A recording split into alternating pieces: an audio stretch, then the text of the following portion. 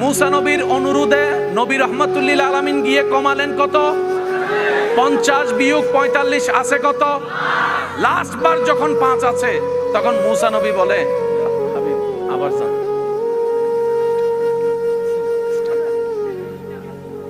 আমাদের নবী বলে আল্লাহ আমার এতগুলা কথা রাখছে, এটাও কমাইতে আমার লজ্জা লাগতেছে, আমি যাব না, আমি যাব না।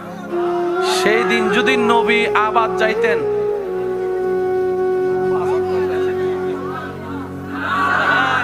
সেই দিন যদি নবী আরেকবার যাইতেন, এই 5টাও আল্লাহ রাখতেন না, দিতেন না। এবার ভাবেন, কল্পনা করেন, আসমানে কি শুধু মুসা নবী আছে নাকি আরো নবী আছে? কোন নবীর আমাদের জন্য এত দরদ লাগলো না, মুসা নবীর এত দরদ লাগার কারণ কি?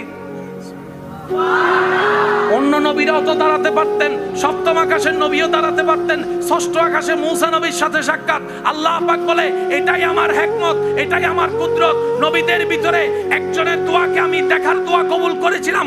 মুসা নবী ফরিয়াদ করেছিল, রব্বি আরনি, আল্লাহ দেখা দাও, আল্লাহ দেখা দাও, আল্লাহ দেখা দাও, আল্লাহ দেখা দাও, আল্লাহ দেখা দাও, আল্লাহ দেখা দাও। সেই দিন মুসাকে আমি আল্লাহ বলেছিলাম, লান তারানি মুসা, কখনো তুমি আমাকে দেখতে পারবে না। আমার মুসার মনটা একটু খারাপ হয়ে গিয়েছিল, সেজন্য আমি আল্লাহ হিকমত সাজিয়েছি।